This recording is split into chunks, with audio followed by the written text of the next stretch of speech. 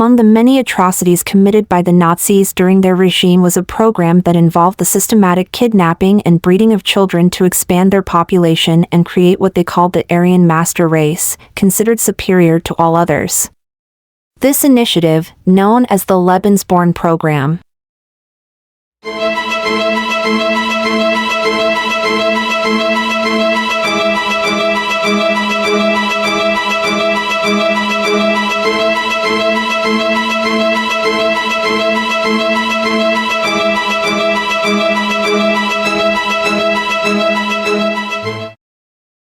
The Lebensborn program was one of the most deplorable racial projects in history, reflecting the core of Nazi ideology, racial purity, and the creation of the Aryan master race. Established by Heinrich Himmler in 1935, this project was designed to accelerate the growth of a racially pure population through the promotion of selective breeding and the elimination of so-called inferior races. Rooted in the twisted science of eugenics, Lebensborn aimed to create children with good blood, focusing on producing a pure-blooded Aryan population. These beliefs were central to the Nazi idea of racial superiority, and the goal was nothing short of the complete eradication of other races.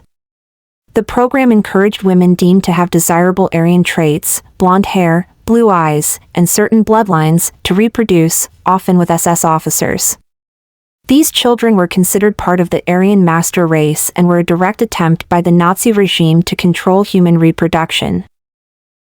Lebensborn translates to the wellspring of life, symbolizing the Nazi intention to cultivate a racially pure Aryan population. For Germans, the term Aryan became synonymous with racial superiority, with those possessing specific traits, blonde hair, blue eyes, and certain physical features, considered the ideal embodiment of this concept. To support this vision, the Nazi regime passed the law for the protection of German blood and German honor, which strictly enforced racial purity.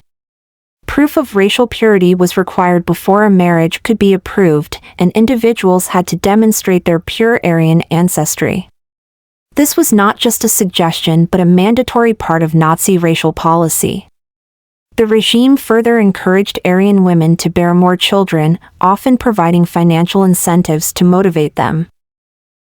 However, the Lebensborn program did not stop with selective breeding. The Nazis also kidnapped children from occupied territories, particularly in Eastern Europe, if they possessed Aryan-like traits such as blonde hair and blue eyes. These children were taken from their families, stripped of their cultural and national identities, and brought to Lebensborn homes in Germany, where they were re-educated and raised as Germans. Thousands of children were forcibly removed from their homes during the Nazi occupation, making the Lebensborn program even more sinister. The Nazi regime saw this as a way to Germanize the population by forcefully integrating these children into the Aryan gene pool. Children born within Lebensborn or kidnapped from other countries were often placed in state-controlled facilities, where they were indoctrinated with Nazi ideology from a young age. This indoctrination ensured that the children grew up loyal to the ideals of the Nazi regime, further strengthening the future of the Aryan race as envisioned by Hitler and his followers. These actions epitomize the extremes of the Nazi effort to eliminate non-Aryan races and cultivate a racially superior German society.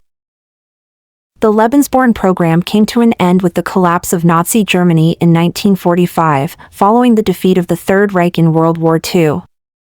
As Allied forces advanced into German-occupied territories and liberated Europe, they uncovered the extensive network of Lebensborn homes and the full scope of the Nazi regime's racial policies.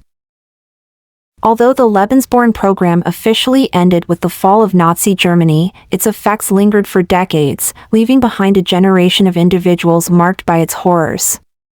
The children of Lebensborn, whether born or kidnapped, carried the scars of this brutal attempt at racial engineering, and their stories have helped shed light on this tragic aspect of Nazi ideology. Thank you for watching. Don't forget to like, share, and subscribe to our channel for more mythological and historical content. Check out our other videos in the channel too. Cheers.